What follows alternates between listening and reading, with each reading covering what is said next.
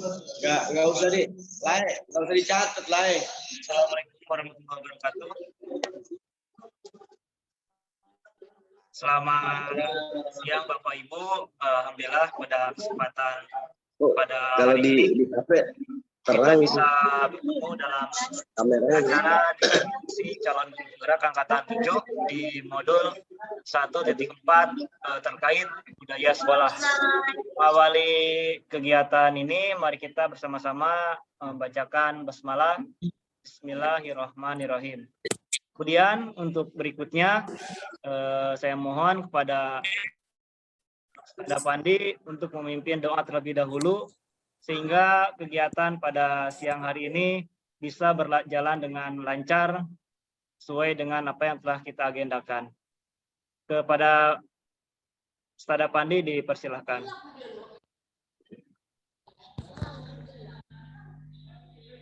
Baik, terima kasih atas kesempatan yang diberikan kepada saya. Mari teman-teman semuanya yang hadir di Zoom ini, kita berdoa sesuai dengan keyakinan masing-masing demi acara hari ini yang diselenggarakan agar kiranya menjadi lancar dan tidak ada masalah di internetnya. Dengan membacakan Ummul Kitab Suratul Fatihah, Al-Hadiniyah wa kullin niyatin sholihah, Al-Fatihah. A'udzu billahi minasyaitonir rajim. Bismillahirrahmanirrahim. Alhamdulillahi rabbil alamin arrahmanir rahim. Maliki yaumiddin. Iyyaka na'budu wa iyyaka nasta'in. Ihdinas shiratal mustaqim.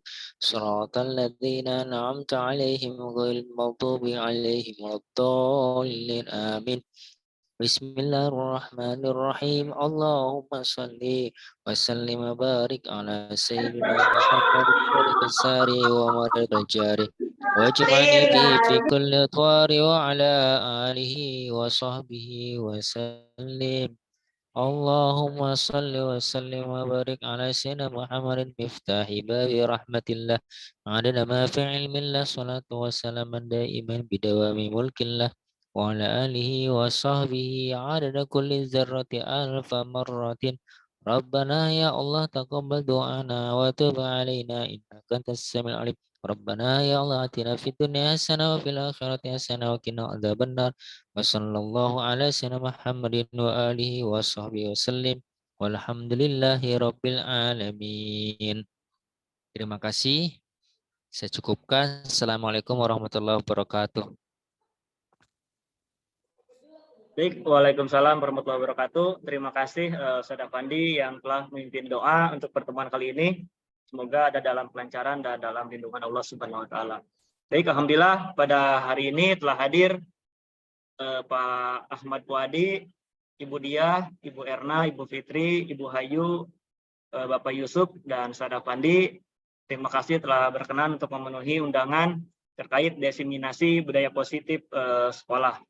Nah, dalam hal ini, di tengah-tengah kesibukan Bapak Ibu semua, masih bisa menyempatkan waktu untuk mengikuti kegiatan Zoom untuk materi diseminasi budaya positif sekolah. Di sini saya izin untuk share screen.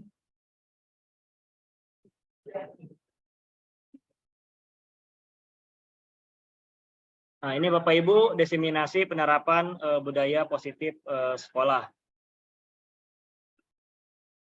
Ini merupakan modul 1.4 di kegiatan calon guru penggerak angkatan ke-7 yang terdapat di Learning Management System, di mana pelaksanaan tanggal 13 Februari pukul 13.00 sampai 14.00, yaitu dengan durasi selama 60 menit. Kemudian, sebelum mengikuti pembelajaran ini atau diseminasi ini, marilah kita tenangkan hati dan pikiran. Mari kita arahkan semua perhatian kita untuk fokus belajar dan kita bersama hadirkan rasa ingin tahu, syukur, serta kebijaksanaan. Nah, Bapak Ibu, dalam konsep utama budaya positif, di sini ada 6 hal yang nanti akan kita diskusikan. Pertama, ada disiplin positif dan nilai-nilai kebajikan. Kemudian ada keyakinan kelas atau sekolah. Ada posisi kontrol atau restitusi. Kemudian ada terkait motivasi, hukuman, penghargaan, dan restitusi. Kemudian ada kebutuhan dasar manusia dan segitiga restitusi. Nah, di sini Bapak Ibu ada pertanyaan pemantik. Apa pentingnya menciptakan suasana positif di lingkungan Bapak Ibu? Silakan Bapak Ibu, mungkin sebagai pembuka. Oh, menurut saya Ya, pentingnya Pak Pandi. menciptakan suasana positif di lingkungan agar kegiatan atau aktivitas di tempat tersebut menjadi lebih nyaman sehingga kita bisa lebih berkreativitas, tidak tidak merasa canggung, tidak merasa takut dan khawatir. Jadi suasana yang positif itu dapat menumbuhkan keakraban dan meningkatkan kreativitas kita semua tanpa ada hal-hal yang menghambat secara emosional dan lain-lain. Saya kira seperti itu, Pak Ali. Baik, terima kasih Sada Pandi atas pemaparannya. Silakan Bapak Ibu yang lain. Apa pentingnya menciptakan suasana positif di lingkungan Bapak atau Ibu? Silakan Bu Erna. Mungkin perwakilan dari ibu-ibu. Baik, Pak. Dengan suasana yang positif, maka kita juga akan bisa menghasilkan karya yang positif karena aura yang positif itu akan menularkan ya Pak ya, menularkan ke orang lain sehingga membuahkan sesuatu yang positif seperti itu Pak kalau saya. Oke, baik, terima kasih Bu Erna, Pak Pandi, jawabannya luar biasa, sudah sangat bagus. Kemudian kita lanjut terkait suasana positif atau budaya positif. Nah, di sini budaya positif ini merupakan suatu nilai-nilai, keyakinan-keyakinan, dan kebiasaan-kebiasaan di sekolah. Nah, yang berpihak pada murid agar murid dapat berkembang menjadi pribadi yang kritis, penuh hormat, dan bertanggung jawab. Nah, tentunya dengan budaya positif ini, kita sebagai guru senantiasa harus mampu menjadi guru yang menuntun, bukan menuntut. Nah, di mana kata tersebut merupakan kita ambil dari filosofi Ki Hajar Dewantara. Posisi guru itu bukanlah menuntut, tapi menuntun. Kemudian kita juga dalam menghadirkan budaya positif, tentunya menganut filosofi Ki Hajar Dewantara, kita harus mampu mengajar, mendidik siswa, menuntun sesuai dengan kodrat alam dan kodrat zamannya murid-murid kita. Nah, dalam hal ini, dalam kodrat zaman, tentunya kita harus mengikuti perkembangan teknologi, perkembangan zaman, dan perkembangan murid pada masa kini yang tentunya tidak bisa disamakan dengan pembelajaran kita di masa lampau.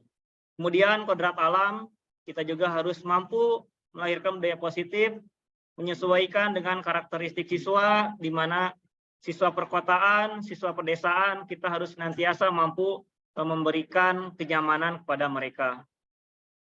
Nah, berikutnya, disiplin positif ialah merupakan suatu cara penerapan disiplin tanpa kekerasan, tanpa ancaman, nah yang dalam prakteknya melibatkan komunitas tentang peran efektif antara guru dan murid. Nah, Bapak Ibu, dalam penerapan disiplin positif ini, murid kita diajarkan untuk menerima konsekuensi dari perilaku mereka. Selain itu, disiplin positif mengajarkan murid bertanggung jawab serta rasa hormat dan berinteraksi dengan lingkungannya. Jadi dalam hal ini, disiplin positif merupakan salah satu cara penerapan disiplin di mana bertujuan untuk menumbuhkan kesadaran serta memberdayakan murid melakukan sesuatu tanpa sogokan, ancaman maupun hukuman. Nah, di sini disiplin positif menurut Stephen ialah bila kita ingin membuat kemajuan perlahan, sedikit-sedikit ubahlah sikap atau perilaku Anda. Namun, bila kita ingin memperbaiki cara-cara utama kita, maka kita perlu mengubah kerangka acuan kita.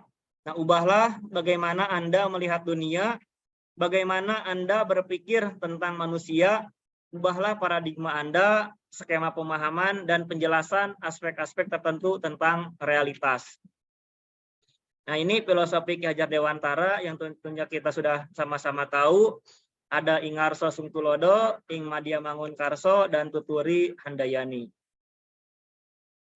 Nah, Bapak Ibu, berikut ada makna kata disiplin menurut Bapak Pendidikan kita, Ki Hajar Dewantara. Nah, beliau menyatakan bahwa di mana ada kemerdekaan, disitulah harus ada disiplin yang kuat. Nah, sungguh pun disiplin itu bersifat self-disiplin, yaitu kita sendiri yang mewajibkan kita dengan sekeras-kerasnya, tetapi itu sama saja. Nah, sebab jikalau kita tidak cakap melakukan self-disiplin, wajiblah penguasa lain mendisiplinkan diri kita. Dan peraturan demikian itulah harus ada di dalam suasana yang merdeka. Nah, di situ Ki Hajar Dewantara menyatakan bahwa untuk mencapai kemerdekaan atau dalam konteks pendidikan kita saat ini, untuk menciptakan murid yang merdeka ialah maka syarat utamanya adalah harus ada disiplin yang kuat. Nah, disiplin yang dimaksud adalah disiplin diri di mana memiliki motivasi internal. Jika kita tidak memiliki motivasi internal, maka kita memerlukan pihak lain untuk mendisiplinkan kita atau motivasi eksternal yang muncul dari luar, bukan dari dalam diri kita sendiri. Nah, Bapak Ibu, sebagai pendidik itu sebagai pamong, di mana yang tadi sudah dijelaskan, yaitu yang menuntun dan memberikan arahan kepada anak. Nah, sehingga anak tidak salah jalan dan tidak salah dalam melangkah dan membahayakan dirinya. Membimbing dan mendidik anak, kita hendaknya sesuai dengan kodrat alam dan kodrat zaman, agar anak dapat memiliki budi pekerti yang luhur dan mulia.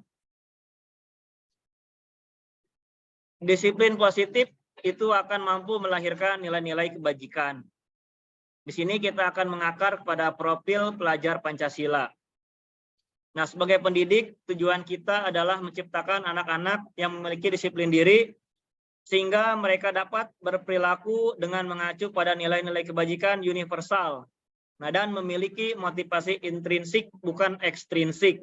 Nah, ini yang ditekankan pada diskusi kita kali ini ialah bagaimana kita mampu memunculkan motivasi intrinsik pada murid, bukan motivasi ekstrinsik. Karena tentunya motivasi ekstrinsik ini sangat mudah dilakukan, seperti halnya pembelian, reward atau punishment, itu merupakan motivasi ekstrinsik, dan dalam hal ini merupakan disiplin gagal. Nah, Bapak Ibu, motivasi perilaku manusia. Nah, dengan yang timbul pada diri seseorang secara sadar atau tidak sadar untuk melakukan suatu tindakan dengan tujuan tertentu.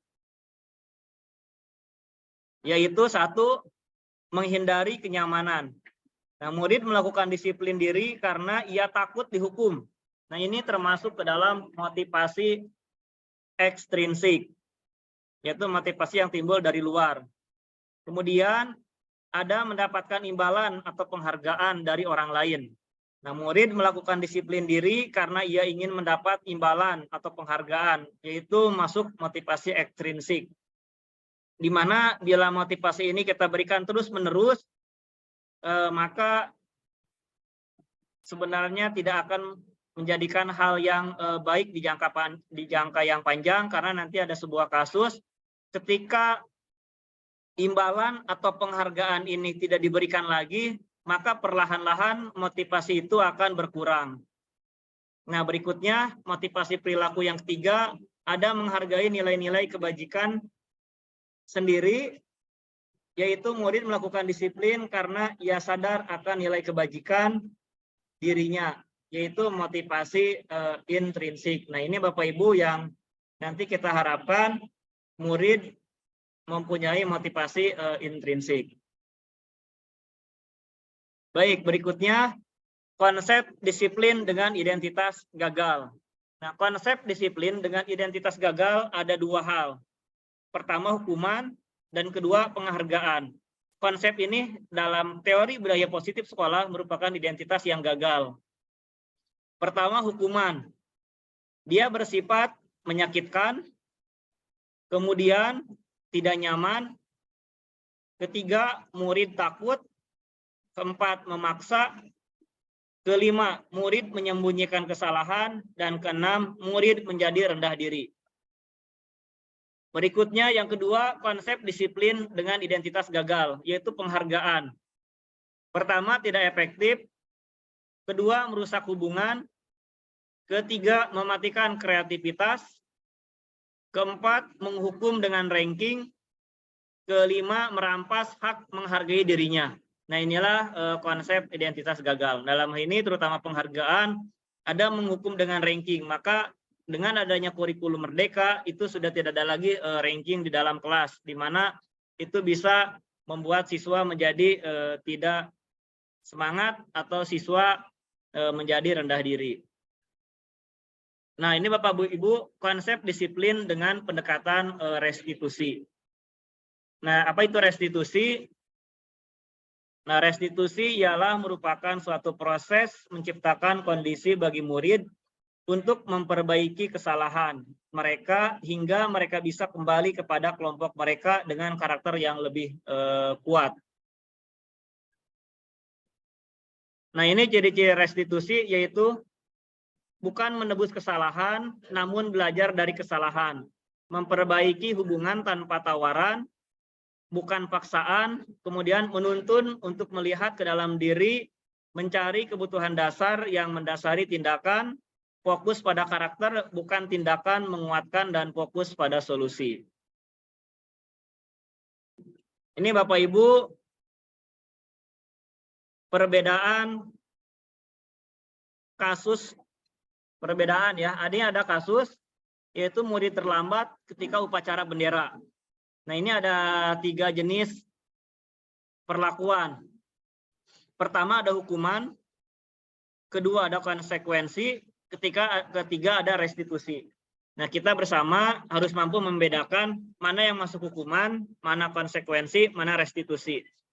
Hukuman ini ialah suatu perlakuan, yaitu yang tidak sesuai dengan apa yang dia lakukan. Jadi treatment atau yang kita berikan itu enggak sesuai dengan apa yang dia lakukan. Kalau konsekuensi, dia melakukan kesalahan A, kita juga melakukan konsekuensinya atau dia mengulangi perbuatan kebaikannya dengan hal yang sama. Contoh hukuman. Ketika dia murid terlambat, upacara, guru menghukum hormat bendera selama 1 jam. Nah, dalam hal ini ada kata hormat bendera, tentunya hormat bendera ini merupakan sesuatu yang benar, sesuatu yang baik, menghormati lambang negara kita, bendera merah putih. Nah, akan tetapi karena dia terlambat upacara, kemudian menghukum hormat bendera, maka ini tidak relevan. Karena ketika dia menghormat, dalam hatinya dia merasa bahwa hormat itu merupakan sesuatu yang salah. Kedua, berdiri di depan kelas selama KBM. Ketiga, guru marah dan murid takut. Itu hukuman. Nah, ada konsekuensi. Kalau konsekuensi, guru memberikan konsekuensi untuk menyanyikan lagu Indonesia Raya di lapangan sekolah karena dia telat upacara. Kemudian, konsekuensi kedua, guru tegas dan murid menghargai peraturan. Nah, di hukuman, memang di upacara ada hormat, tapi tidak ada hormat bendera selama 1 jam. Kemudian restitusi, yaitu dengan guru menanyakan keyakinan kelas, dirinya, dan membuat murid menyelesaikan masalahnya. Kedua, murid terbuka dan murid menghormati dirinya dan orang lain. Kemudian ada kebutuhan dasar manusia. Nah, kebutuhan dasar manusia ada 5 hal. Pertama, kebutuhan untuk bertahan hidup. Ada kasih sayang dan rasa diterima. Ada penguasaan, ada kebebasan, dan ada kesenangan. Nah, Bapak Ibu, ada pertanyaan reflektif sebagai contoh kasus. Di sini Ibu Anas, guru kelas 2 SD, mendapatkan masalah. Nah, murid-muridnya tidak bisa tertib berdiri antri di depan pintu kelas. dan selalu berebutan masuk ke dalam kelas setelah jam istirahat usai. Nah, ini tentunya sangat mengganggu proses pembelajaran, di mana kelas tidak dapat mulai tepat waktu karena Ibu Anas sibuk menenangkan murid-muridnya untuk waktu cukup lama. Akhirnya Ibu Anas berpikir cepat dan mengandalkan stiker bintang. Artinya ini penghargaan. Setiap murid-muridnya akan masuk kelas usai jam istirahat. Kemudian Bu Anas akan mengiming-imingi murid-muridnya dengan stiker bintang. Siapa yang dapat berdiri lurus dan berbaris rapi, antri di depan pintu. Dapat bintang dari Bu Anas. Nah, tentunya sebagian besar murid-muridnya menyambut tantangan tersebut dan langsung berdiri rapi di depan pintu agar mendapatkan stiker bintang. Nah, hal tersebut terus dilakukan Bu Anas selama beberapa minggu karena cukup berhasil membuat murid-muridnya berdiri rapi di depan pintu atau mengikuti instruksi-instruksi dari Bu Anas. Sampai suatu saat Bu Anas ini sakit dan terpaksa digantikan oleh Pak Heru. Nah, Pak Heru tidak mengetahui tentang stiker bintang atau reward yang diberikan Bu Anas. Nah, dan benar saja pada saat mau masuk ke kelas usai jam istirahat, murid-murid kelas 2 kembali berebutan masuk kelas, tidak lagi antri dan disiplin. Nah, apa yang terjadi? Mengapa? Silakan Bapak Ibu, ada yang bisa memberikan tanggapannya dari kasus Ibu Anas ini.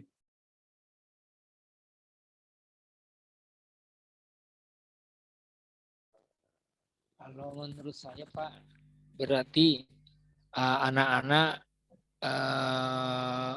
kenapa bisa jadi berubah tidak beraturan lagi, nggak antri lagi, karena mereka terbentuk dengan sistemnya dengan pembagian reward gitu, rewardnya entah itu bentuk bintang atau apa. Jadi bukan berdasarkan kesadaran, tapi setidak-tidaknya dengan cara itu sebenarnya untuk anggaplah teknik yang belum maksimal, tapi sebenarnya sudah membantu. Cuma efek kedepannya ternyata anak melakukan itu sesuatu bukan kesadaran diri. Kira-kira. Oke, baik, terima kasih Pak Pandi. Jadi benar ya, tadi apa yang disampaikan, karena pada kasus tersebut Ibu Anas ialah memberikan pembelajaran dengan menggunakan penggunaan reward atau penghargaan. Nah, di mana dalam budaya positif ini, reward ini atau penghargaan ini masih masuk ke dalam identitas gagal karena murid belum terbentuk motivasi intrinsik atau dari dalam dirinya. Nah, sehingga kita semua ketika sudah memberikan reward atau punishment tersebut, kita harus memastikan bahwa apa yang telah kita lakukan berjenjang tersebut, itu bagaimana caranya bisa menjadikan motivasi intrinsik bagi mereka. Untuk pertama-tama, sebagai motivasi awal, anak-anak boleh kita berikan motivasi ekstrinsik atau motivasi dari luar, itu penghargaan. Tapi jangan sampai motivasi tersebut menjadi motivasi utama. Karena ternyata ketika motivasi itu hilang, maka keadaan murid kembali kepada keadaan semula gitu.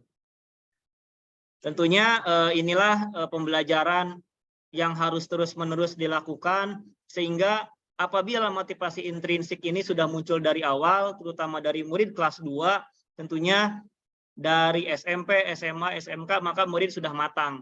Nah, kebanyakan memang kita sadari, kita lakukan juga, itu kita banyak menanamkan motivasi ekstrinsik kepada murid tanpa kita meyakinkan bahwa motivasi ekstrinsik itu benar-benar menjadi nilai-nilai kebaikan atau nilai-nilai dari dalam dirinya sendiri.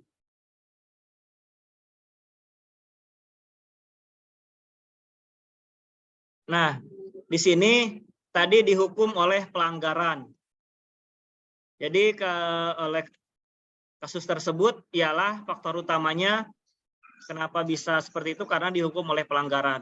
Nah, saat kita berulang kali menjanjikan hadiah pada anak-anak, agar berperilaku bertanggung jawab, atau kepada seorang murid agar mempelajari sesuatu yang baru, atau kepada seorang karyawan agar melakukan pekerjaan yang berkualitas. Nah, kita sedang berasumsi mereka tidak dapat melakukannya atau mereka tidak akan memilih untuk melakukannya.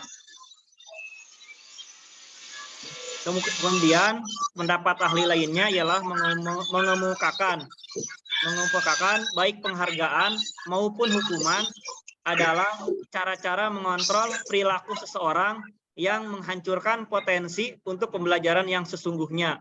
Nah, menurut Kohn, secara ideal tindakan belajar itu sendiri adalah penghargaan sesungguhnya. Nah, di sini ada pengaruh jangka pendek dan jangka panjang. Nah, pengaruh jangka pendeknya pertama, penghargaan itu efektif jika kita menginginkan seseorang melakukan sesuatu yang kita inginkan dalam jangka waktu yang pendek. Kedua, jika kita menggunakan penghargaan lagi dan lagi, maka orang tersebut akan bergantung pada penghargaan yang diberikan.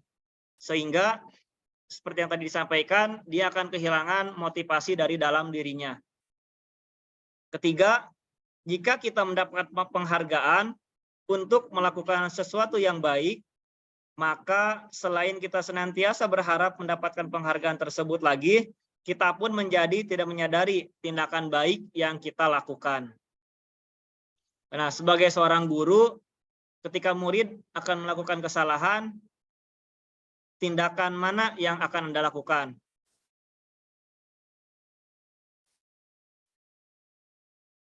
Silakan Bapak Ibu, sebagai seorang guru, ketika kita melakukan kesalahan, tindakan mana yang akan Anda lakukan, Bapak Ibu?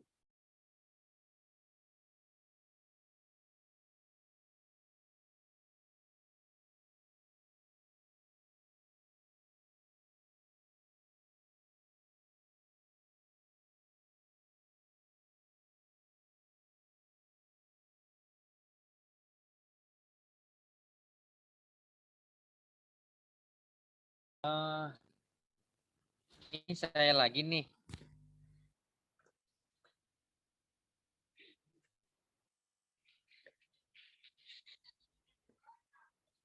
Iya, lag lagi nih, Mang. Iya. Sebagai seorang guru, ketika murid melakukan kesalahan, tindakan mana yang akan lakukan. Jadi kita memilih di antara poin-poin tadi ini ya, Iya, Pak ya? iya betul. Oh, kalau saya pastinya menunjukkan kesalahan, memintanya melihat kesalahan baik-baik. Bentar Pak, kamu seharusnya bagaimana kamu bertindak, mengingat kemudian ada kesalahan apa yang sekarang. Oh, kalau saya menunjukkan kesalahannya dan memintanya melihat kesalahan yang baik-baik gitu Pak, karena saya harus menuntun gitu, bukan baik. menuntut. Iya, oke baik, terima kasih. Jadi menunjukkan kesalahannya dan memintanya melihat kesalahannya yang baik-baik.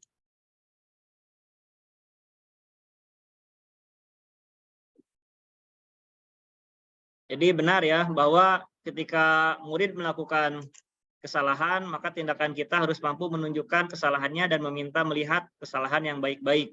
Artinya kita berarti memposisikan sebagai pemberi rasa bersalah kepada murid ya. Nah, di sini ada 5 posisi kontrol restitusi. Kesatu ada penghukum, ada pemantau, ada pembuat masalah, ada manajer, ada teman. Nah, ini kita sebagai seorang guru, sebagai pemimpin pembelajaran harus paham terkait posisi kontrol restitusi ini.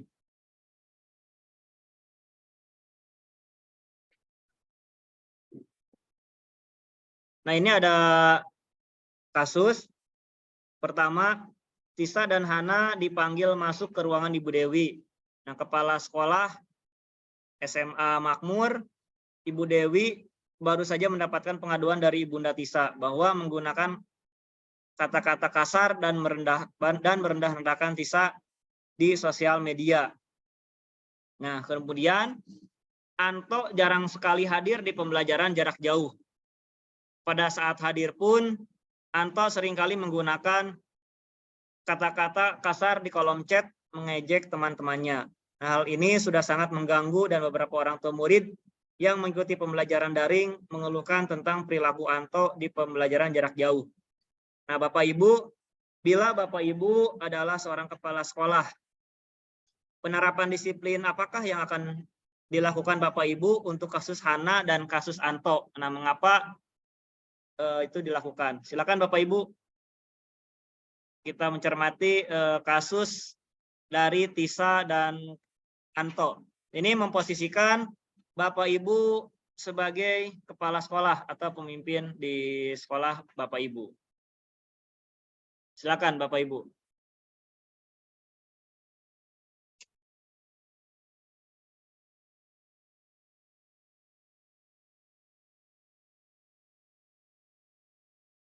Silakan Bapak Ibu, ini tidak perlu takut, tidak ada salah benar. Ini bagaimana kita membayangkan ketika posisi kita di manajerial, terutama di kepala sekolah, tindakan apa sih yang harus kita lakukan gitu.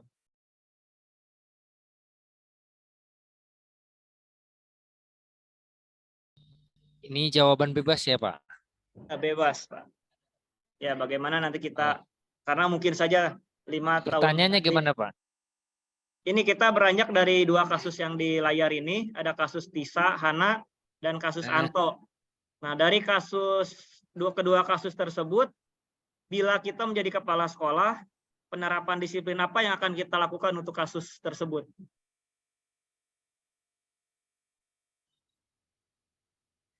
Oke, kalau untuk kasus Tisa, karena kaitannya dengan medsos, maka Tisa diberikan pengertian bahwa ketika sudah ada dengan hubungan medsos, sudah lepas ke hubungan medsos, maka ada konsekuensi undang-undangnya.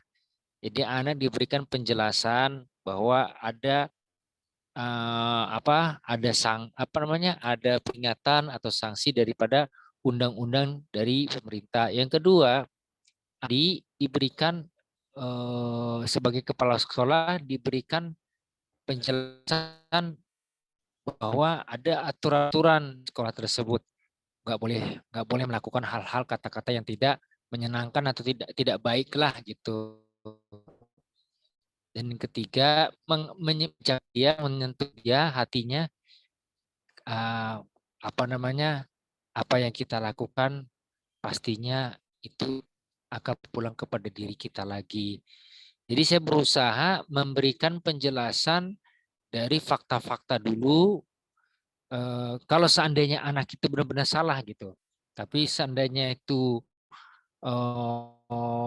belum tentu salah, maka kita lakukan dengan 2 arah atau 3 arah, pembicaraan 2 arah atau 3 arah, biar lebih bisa tahu, lebih paham masalah sebenarnya secara detail. Itu untuk masalah Tisa dan Hana. Artinya ada saat hukuman yang terberatnya itu ketika bicara fakta. Artinya anak menyadari apa yang dilakukan akan memiliki konsekuensi itu, Pak. Itu aja ya, Pak ya?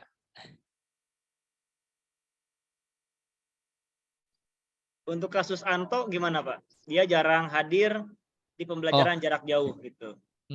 Sekalipun hadir, tadi udah ya? Ya. Anto udah, Pak? Kalau untuk Anto dipanggil dulu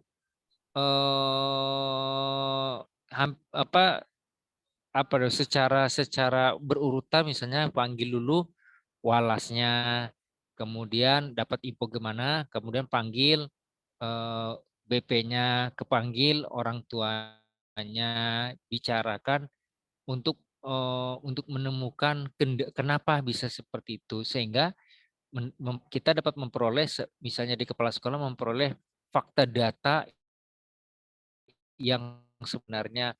Jadi bisa berikan keputusan yang tepat gitu. Jadi jangan melihat dari sudut pandang kekurangan kesalahan itu si anak gitu, tapi melihat apa yang terjadi pada siswa tersebut, sehingga dengan fakta itu kita bisa memberikan keputusan apa yang harus kita lakukan. Katakanlah misalnya, oh ternyata anak ini punya kendala internet, misalnya ke ekonomi. Oh ternyata ini misalnya itu dari segala segi kekurangannya. Tapi misalnya memang anak ini malas, maka kita berikan pengertian gitu. Ada aturan-aturan, kemudian ada itu aturan-aturan, fakta aturan-aturan seperti itu. Kemudian kita berikan lagi fakta-fakta untuk motivasi dirinya gitu. Sebenarnya mau sekolah atau bagaimana, kamu mau apa, bagaimana.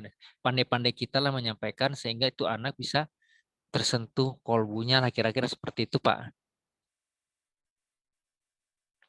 Oke, baik, terima kasih. Sangat luar biasa jawabannya ya, sudah seperti calon kepala sekolah beneran nih. Urutan-urutannya, kemudian langkah-langkahnya sudah sangat baik terhadap penerapan disiplin dari kasus Hana dan kasus Anto. Nah, berikutnya ini ada posisi kontrol penghukum. Nah, Bapak Ibu, posisi kontrol penghukum ketika kita menjadi kepala sekolah, pimpinan atau guru, penghukum ialah seorang penghukum bisa menggunakan hukuman fisik maupun verbal.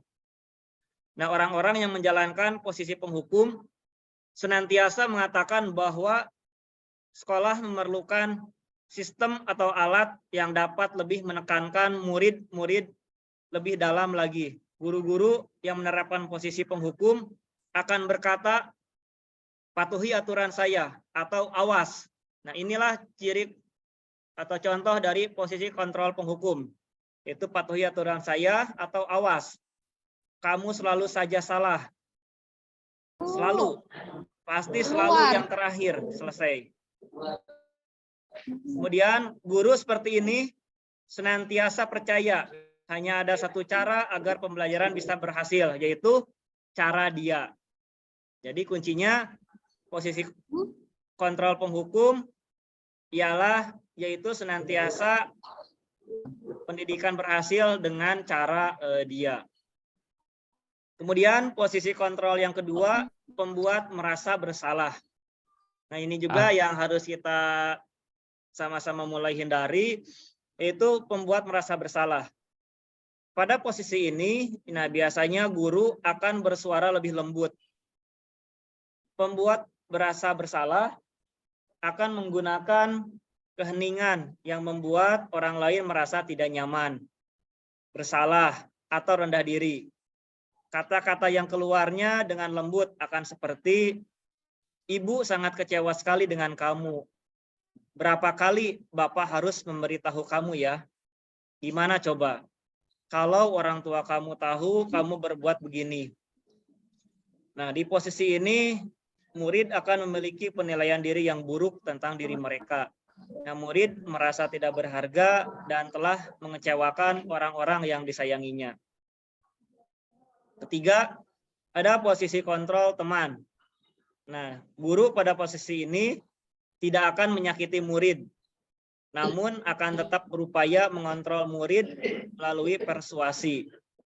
Nah, posisi teman pada guru bisa negatif ataupun positif. Nah, positif di sini berupa hubungan baik yang terjalin antara guru dan murid. Nah, guru di posisi teman menggunakan hubungan baik dan humor untuk mempengaruhi seseorang. Mereka akan berkata, ayo bantulah demi Bapak ya. Ayo ingat, tidak bantuan Bapak selama ini.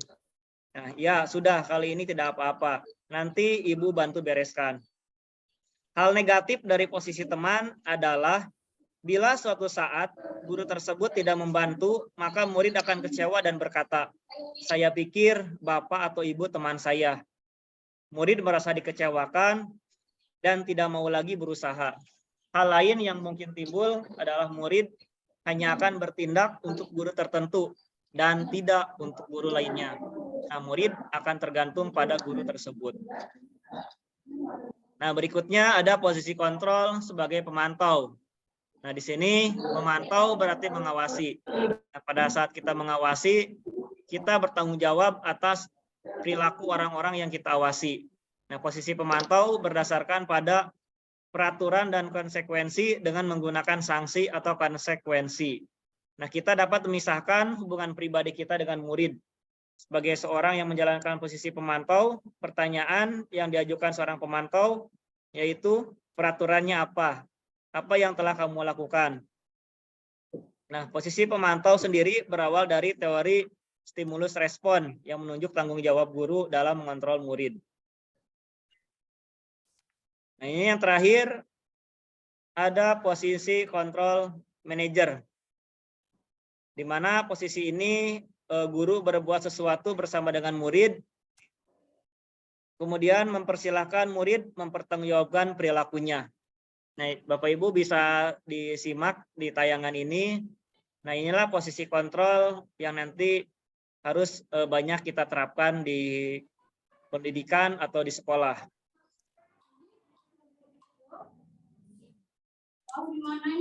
Nah, tujuan akhir dari 5 posisi kontrol seorang guru adalah pencapaian posisi manajer.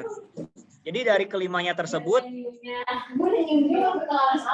tujuannya ialah kita harus mampu menjadi posisi kita menjadi posisi kontrol manajer, Bapak Ibu.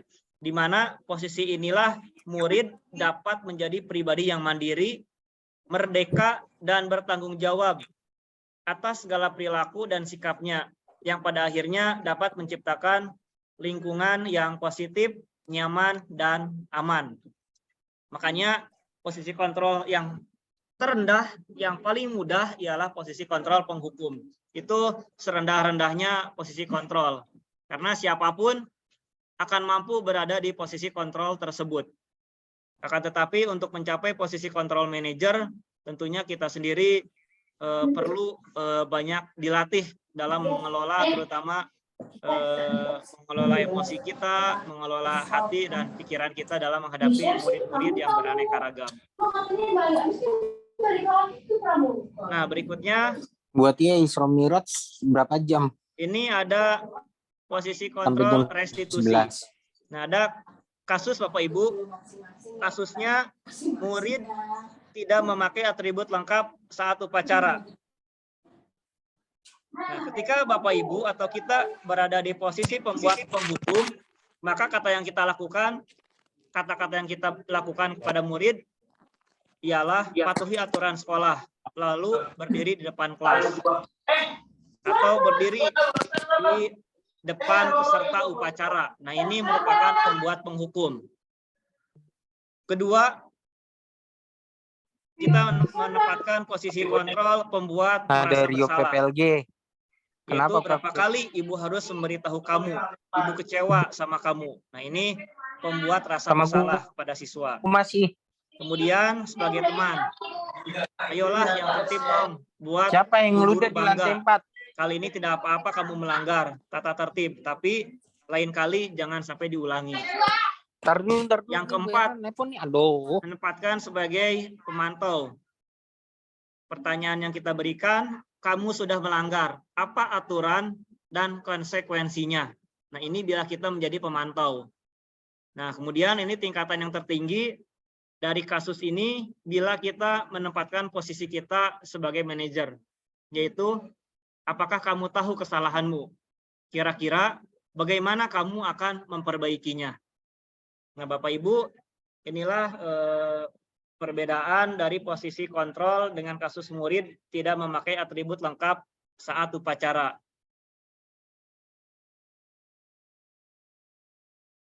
Dalam penerapannya di lapangan pasti tidak akan semudah dengan apa yang disampaikan saat ini. Karena keadaan teori dan praktik tentunya akan berbeda, akan tetapi tidak ada salahnya kita mencoba hal-hal baru untuk membuat perubahan yang lebih baik.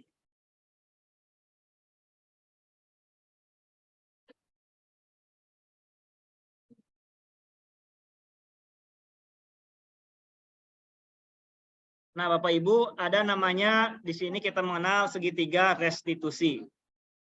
Dalam segitiga restitusi ialah ketika ada siswa yang bermasalah, kita menggunakan pola ini. Pertama, ada validasi tindakan yang salah. kemudian menanyakan keyakinan, dan menstabilkan identitas.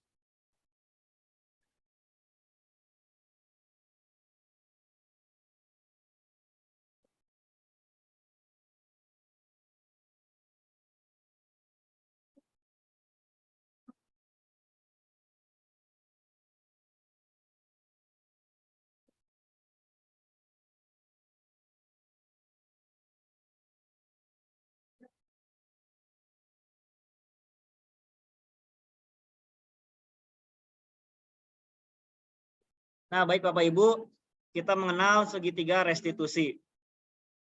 Nah, dalam segitiga restitusi ada 3 sisi. Sisi pertama ialah menstabilkan identitas. Jadi kita ketika memanggil siswa, langkah pertama kita menstabilkan identitas, yaitu berdasarkan prinsip membuat kesalahan. Adalah bagian dari proses pembelajaran. Kemudian berperan menggeser identitas murid dari identitas gagal ke identitas sukses. Ketiga, jangan mengkritik murid yang sedang mengalami identitas gagal. Nah, dalam tahap ini, tahap pertama, ketika kita memanggil siswa dengan segitiga ini, ada beberapa pertanyaan yang kita lakukan. Ajukan pertanyaan atau pernyataan. Pertama, membuat kesalahan merupakan sesuatu yang wajar. Kedua, manusia tidak ada yang sempurna. Ketiga, kita bisa memperbaiki masalah ini. Keempat, saya tidak menanyakan kesalahannya, tapi fokus memperbaiki masalah ini. Kelima, apakah saat ini kamu tengah menjadi orang yang baik untuk dirimu sendiri? Nah, ini langkah pertama yang kita berikan kepada siswa. Jadi, menstabilkan identitasnya terlebih dahulu. Kemudian langkah kedua, kita memvalidasi tindakan yang salah. Nah, berdasarkan prinsip setiap perilaku berupaya memenuhi suatu kebutuhan tertentu. Guru akan bergeser dari pemikiran stimulus respon menjadi proaktif. Kemudian mengenali dan mengakui kebutuhan murid dapat memperbaiki hubungan dengan murid. Pernyataan atau pertanyaan disampaikan dengan nada suara, tidak menghakimi atau memojokkan. Nah, Bapak Ibu, dalam validasi tindakan ini, kita bisa mengajukan 4 pernyataan. Pertama, kamu bisa saja bertindak lebih gegabah lagi dari ini. Kedua, kamu bukan melakukannya tanpa suatu alasan tertentu. Ketiga, kamu melakukannya karena mempertahankan sesuatu yang penting bagimu. Keempat, mungkin kamu bisa mempelajari sesuatu perilaku baru yang lebih efektif. Bersediakah kamu mempelajarinya? Ketiga, menanyakan keyakinan. Ini teori kontrol menyatakan bahwa pada dasarnya kita termotivasi secara intrinsik.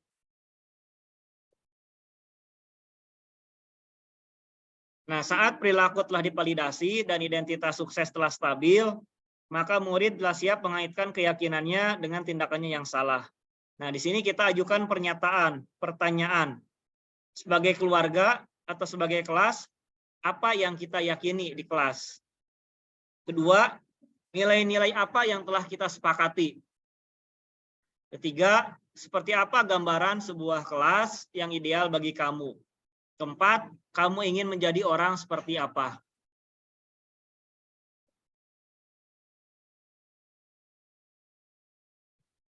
Nah, Bapak Ibu, restitusi tidak menyarankan guru bicara ke murid bahwa melanggar aturan adalah sikap yang baik. Tapi dalam restitusi, guru harus memahami alasannya dan paham bahwa setiap orang pasti akan melakukan yang terbaik di waktu tertentu.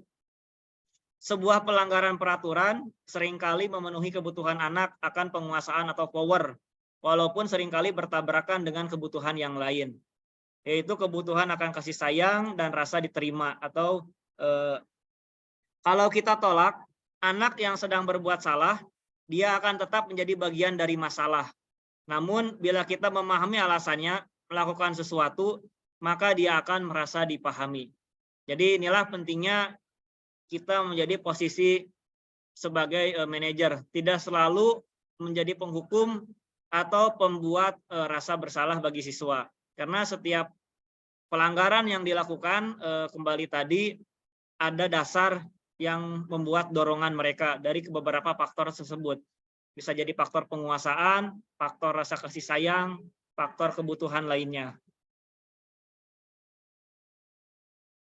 Nah, Bapak Ibu, setelah pertemuan ini nanti diharapkan kita mampu membuat keyakinan sekolah atau keyakinan di masing-masing kelas.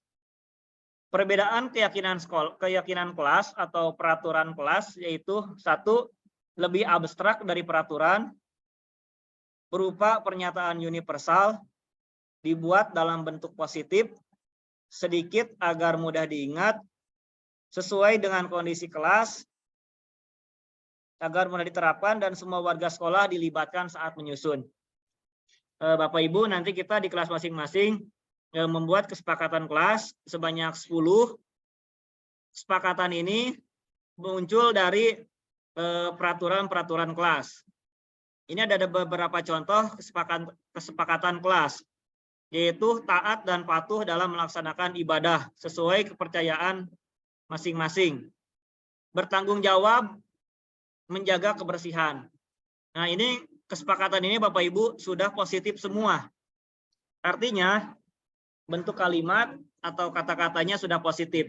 Karena apabila di peraturan kelas atau peraturan sekolah, maka di nomor 2 bunyinya bukan lagi bertanggung jawab menjaga kebersihan, tapi kita selalu melihat dilarang membuang sampah. Nah, kata dilarang itu merupakan kata negatif dan kata yang harus kita hilangkan mulai saat ini. Mari kita beralih ke kata-kata positif. Hal yang baik dengan kata negatif kita buat menjadi lebih baik dan positif.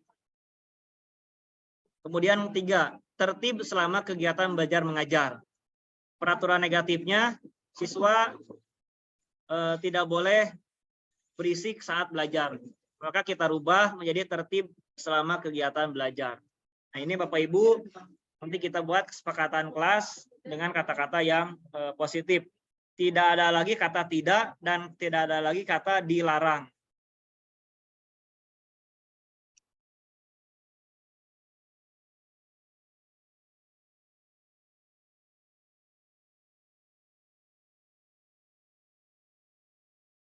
Nah, ini contohnya Bapak Ibu, contoh keyakinan kelas. Ini ada keyakinan kelas 1, keyakinan kelas 5, keyakinan kelas 7. Bisa kita simak secara bersama-sama.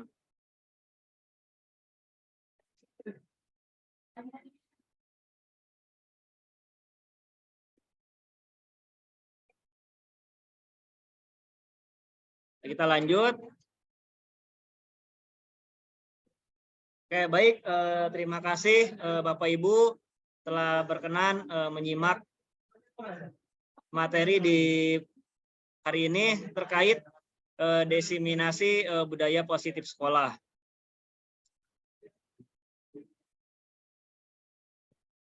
Silakan Bapak Ibu, apa ada yang ingin disampaikan?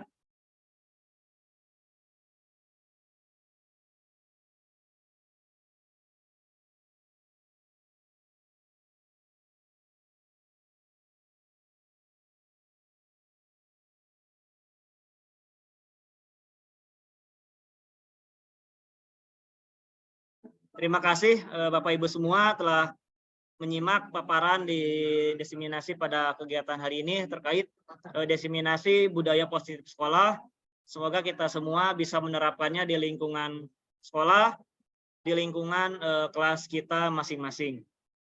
Mungkin sebagai menutup kegiatan ini, supaya kegiatan ini bisa lebih bermanfaat, saya mohon pada Pak Pandi mungkin untuk bisa menutup kegiatan ini dengan doa. Semoga kegiatannya bisa berkah. Baik, terima kasih Pali untuk kesempatan yang kedua kali untuk saya. Mari kawan-kawan semua kita berdoa menurut kepercayaan dan keyakinan masing-masing agar acara kita ini yang sudah lancar, mudah-mudahan apa yang disampaikan bisa menjadi sebuah tambahan buat kita dan menjadi keberkahan buat kita, dan mudah-mudahan Allah mudahkan semua upaya usaha dan dilancarkan sampai akhirnya apa yang dicita-citakan terlaksana dengan baik. Dengan membacakan kitab suratul Fatihah ala hadhin niyyah wa kullin niyatin shalihah al-Fatihah. Bismillahirrahmanirrahim. Alhamdulillahi rabbil alamin. Ar-Rahmanir-Rahim. Maliki yaumiddin. Iyyaka na'budu wa iyyaka nasta'in. Ihdinas siratal mustaqim. Siratal ladzina an'amta 'alaihim ghairil maghdubi 'alaihim waladdallin. Amin. Bismillahirrahmanirrahim. Alhamdulillahi rabbil alamin. Allahumma shalli ala sayyidina Muhammad. Allahumma aftah alaina ilman nafi'an warzuqna fahman ya Allah. Allahumma ja'al fi qulubina nuran wa fi sam'ina nuran wa fi basarina nuran. Rabbana ablana min azwajina wa dzurriyyatina qurrata a'yun waj'alna muttaqina imama. Rabbana waj'alna muqimis salati wa dzurriyyatina. Rabbana ya Allah taqabbal du'ana wa tub 'alaina innaka antas samiul 'alim. Sallallahu ala sayyidina Muhammadin wa alihi wa sahbihi wasallam walhamdulillahi rabbil alamin. Terima kasih. Saya cukupkan dengan Assalamualaikum warahmatullahi wabarakatuh. Baik, Waalaikumsalam warahmatullahi wabarakatuh. Terima kasih Sada Pandi, terima kasih Bapak Ibu semua sudah berkenan hadir. Mari kita tutup dengan ucapan hamdalah. Alhamdulillahirabbil alamin. Wassalamualaikum warahmatullahi wabarakatuh. Assalamualaikum warahmatullahi wabarakatuh.